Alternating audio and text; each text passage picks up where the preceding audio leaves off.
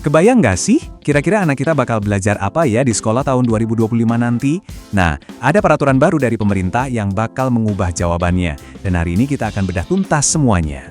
Pertanyaan ini mungkin kedengeran simpel ya, tapi ini langsung ke intinya, ke jantung perubahan besar di kurikulum nasional kita yang baru.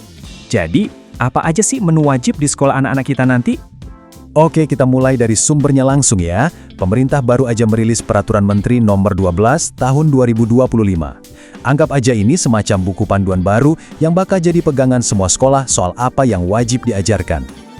Nah, di dalam dokumen inilah letak jantung dari seluruh kurikulum baru ini. Ada satu konsep kunci yang namanya standar isi.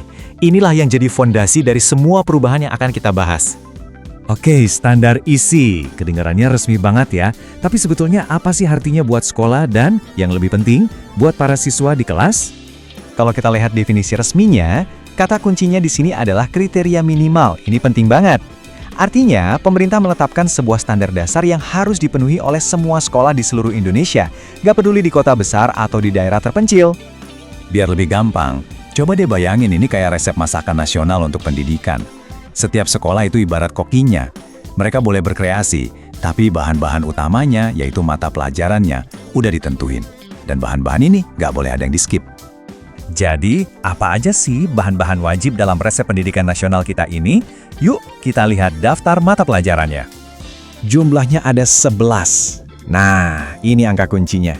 11 mata pelajaran inilah yang jadi inti kurikulum yang wajib diajarkan di semua jenjang dari SD sampai SMA.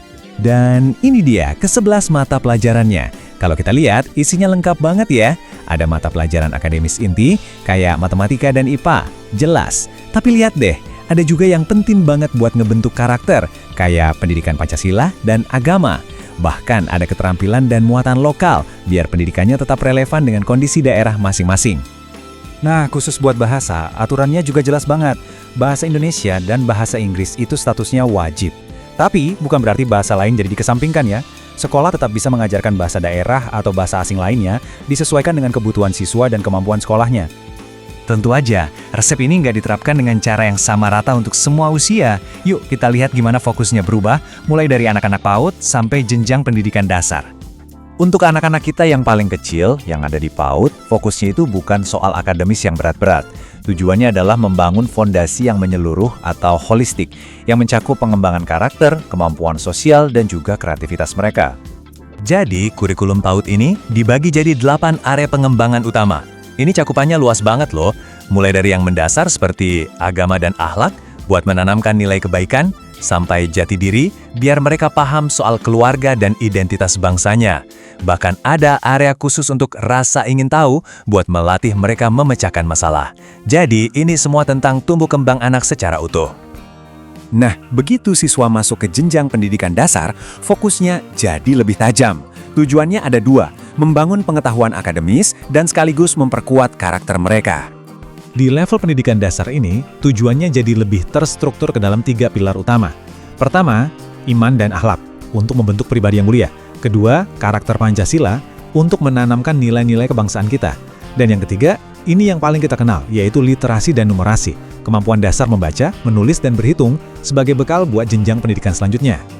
Dan ini nih, satu hal yang menurut saya penting banget dari peraturan ini, penekanannya pada inklusivitas. Dokumen ini secara eksplisit menyebutkan adanya materi kurikulum yang disesuaikan untuk siswa penyandang disabilitas. Jadi ada usaha untuk memastikan gak ada seorang pun yang tertinggal. Oke, kita udah bedah detailnya. Sekarang, mari kita tarik kesimpulan besarnya. Sebenarnya, apa sih arti semua ini buat para siswa dan juga orang tua? Intinya banget adalah soal standarisasi. Peraturan ini menciptakan sebuah fondasi pendidikan yang seragam untuk setiap siswa di seluruh Indonesia. Jadi, mau sekolah di kota A atau di desa B, materi inti yang mereka pelajari itu sama. Tujuan utamanya, seperti yang tertulis di dalam peraturannya sendiri, ini saya kutip ya, adalah untuk memastikan setiap murid mencapai kriteria minimum. Ini semua tentang pemerataan kesempatan dan jaminan bahwa semua lulusan kita punya standar kompetensi yang setara. Peraturannya udah ada, resepnya juga udah jelas. Tapi tantangan sebenarnya kan baru akan dimulai sekarang. Ini menyisakan satu pertanyaan besar buat kita semua. bagaimana para guru di seluruh Indonesia akan meracik bahan-bahan ini menjadi proses belajar yang hidup, menarik, dan benar-benar bermakna di dalam kelas.